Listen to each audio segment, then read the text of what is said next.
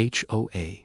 Karen kept driving through my ranch, so I put 6 steel posts in the ground and called the county. She did not slow down this time either. The black SUV came flying down the dirt road like the gate did not exist. Dust exploding into the air, gravel scattering across the pasture in every direction.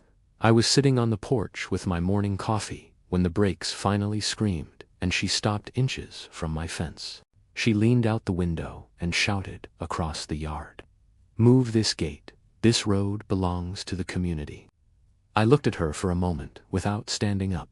The sign on that gate had said private ranch property since before she moved into this valley. It said it in letters large enough to read from the road. Her name was Karen, and she was the president of the Shaw neighborhood, HOA. She had been cutting through my ranch for 3 weeks, like the gate was a suggestion, and my land was a shortcut she had personally approved. The first time she did it, I assumed she was lost. The second time, I figured she was simply rude. By the 10th time, it was clear she did not care about either explanation. She had been pushing the gate open with her front bumper and driving straight across the pasture, tires cutting through grass I had spent months regrowing after a bad drought. Every pass left another set of tracks in the ground. Every pass happened like I was not standing there watching it. I walked down from the porch slowly the morning she yelled at me to move my gate. "Ma'am," I said calmly, "you cannot drive through here." She laughed, an actual laugh, short and dismissive, the kind that is designed to make the other person feel foolish for having spoken at all. "You must be new," she said, looking me up and down with the expression of someone assessing a problem that is beneath their usual attention. "This HOA has access rights to this road. I am the president." I folded my arms. "No, HOA owns this road." She rolled her eyes. "Sweetheart, everything around here belongs to the association." That word told me everything I needed to know about how she saw this situation and how she saw me. She looked past me toward the barn and the open land stretching behind it. "Honestly," she added, "this property should have been sold years ago. It ruins the view for the rest of the neighborhood. That ranch has been in my family for 52 years. My father built that gate with his own hands." I stayed quiet because I have learned over time that people who operate the way Karen operated always make one predictable mistake. They assume the quiet person is the weak one. She hit the gas and drove off through the pasture again, leaving the gate wide open behind her. 10 minutes later, my neighbor Jake pulled up on his ATV and shook his head before he even stopped. "Let me guess," he said. "Karen again." I told him yes. He sighed and said she had been doing this to everyone, that she seemed to believe she ran the entire valley now. I closed the gate and locked it. Jake told me she would not stop. I looked at the tire tracks cutting across the pasture, and then at the gate, and then something started forming in my mind. Not anger, not frustration, a quiet and very specific solution. I smiled slightly and told Jake that she was welcome to try again. "Next time," I said, "that SUV would not be going anywhere near my gate." The truck arrived the following morning before the sun was fully up. A long flatbed rolled down the dirt road carrying 6 thick steel bollards. Each one weighed more than a full-grown bull. The driver hopped out, looked at the gate, and gave a low whistle. "Someone really wants to keep people out," he said. I told him not people, just one person. Jake pulled up again with his coffee and watched the workers unload the steel with an expression somewhere between confusion and delight. "What in the world are those?" he asked. "Bollards," I said. "Industrial grade, buried for feet in concrete." Jake nearly spilled his coffee. The workers dug deep holes on both sides of the gate entrance, set the steel posts into the ground, and filled each base with concrete. When they finished, 6 steel bollards stood like posts guarding the entrance. The gate could still open normally, but no vehicle on earth could drive around them or through them or push them aside. Jake walked a slow circle around the installation and said Karen was going to lose her mind when she saw this. I leaned against the fence and told him she had lost it long before today. By noon, the concrete had begun setting properly. The workers packed their equipment and left. The ranch went quiet for about 2 hours. Then, right on schedule, the sound of the black SUV came roaring down the dirt road. Dust cloud, engine loud, driving faster than usual, like she was running late for something important. She did not slow down as she approached the gate. She never did. Then she saw the steel. Her brakes screamed so hard that birds lifted out of the trees on both sides of the road. The SUV stopped with inches to spare. For several seconds, she simply sat there, staring through the windshield. Then the door opened. Karen stormed across the gravel, toward me, her heels sinking into the dirt with every step. "What is this?" she demanded, pointing at the Bollards, like they had personally offended her. I stayed, sitting on the porch. "Steel," I said. Her face went red. "You cannot block HOA access. This is not HOA land," I told her. She snapped back that it was, that the road connected to the neighborhood. I shook my head. She pointed at the Bollards and told me I had 24 hours to remove them, or she would have the HOA arrange for them to be towed. I could not help laughing at that. Each post was buried 4 feet in concrete, weighing several hundred pounds per installation. I told her she was welcome to try. She took photographs of everything, the gate, the Bollards, the pasture, even me sitting on the porch, then leaned close and lowered her voice. "You have no idea who you are messing with," she said. She climbed back into her SUV and drove away. Jake rolled over slowly on his ATV and said that woman was going nuclear. I told him probably. He asked if I thought she would stop. I smiled and said no. And about 20 minutes later, we heard another engine coming down the road. Not an SUV this time, a tow truck. Jake blinked. Karen's SUV followed the tow truck like a victory parade. She stepped out, smiling the way someone smiles when they believe the argument is already won. She pointed at my Bollards and told the driver loudly that those were illegal structures and she needed them removed immediately. The driver walked over, knocked on the steel with his knuckle, then turned back to her slowly. "Ma'am," he said, "these are not getting towed." Karen's smile disappeared. "What do you mean?" she said. He told her plainly. "They are on private property." Karen pointed at me and said I did not own this land. The driver scratched his beard and said that according to the county map he had checked before driving out, the entire road belonged to the ranch. Karen froze. But that was not the moment everything fell apart for her, because right then another vehicle came down the road behind the tow truck, a county vehicle. When the door opened and the man stepped out, Karen's confident expression disappeared completely. He already knew who she was, and he did not look pleased to be there. Karen tried to sound authoritative the moment she saw the county logo on the truck. The officer walked slowly to the gate and studied the steel posts without responding to her immediately. He tapped one with his boot. Then he turned toward me and asked if I was the owner. I said yes. Karen jumped in before he could continue. The officer raised one hand without looking at her. "Ma'am, give me a minute."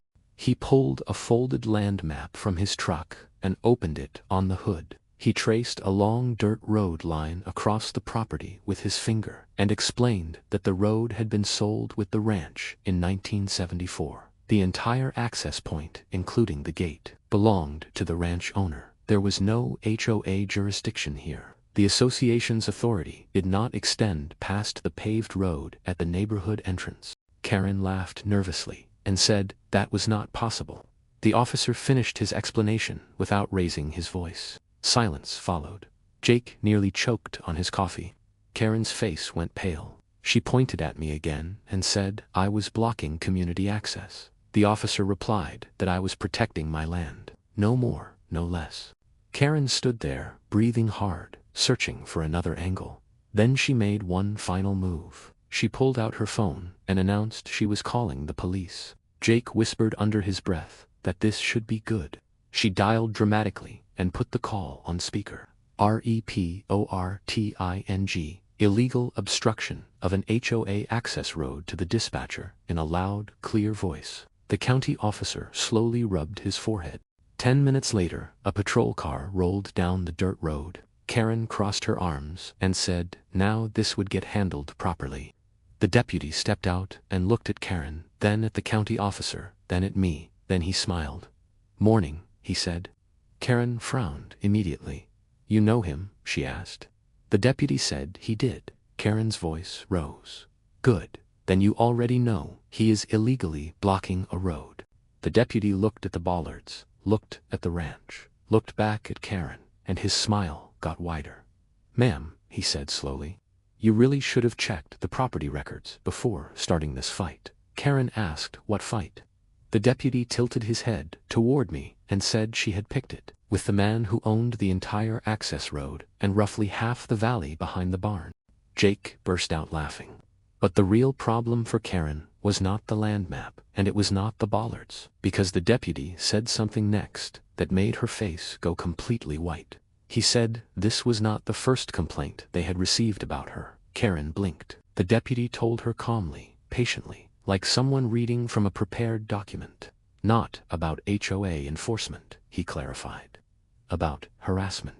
That word landed differently than anything else said that morning. Jake leaned against the fence, trying not to smile. Karen pointed at the gate again and said she was the one being harassed. The county officer folded his map and tapped it against the hood.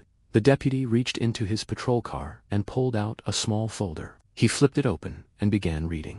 "Last week," he said, "the county had received a report that fake HOA violation notices had been placed on 3 homes located outside the neighborhood boundary. One notice had informed a homeowner that they had 48 hours to vacate the property for violating HOA rules. The county officer shook his head. "That is not harassment," he said, quietly. "That is impersonating legal authority." Karen's voice came out sharp and immediate.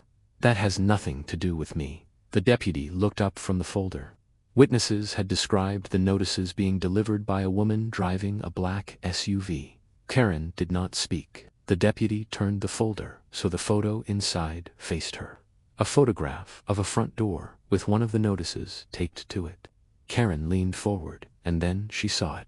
Printed at the bottom of the notice was her signature. Not a typed name, a handwritten signature. The same one she used on every HOA document the neighborhood had ever received. Jake whispered under his breath that she was done.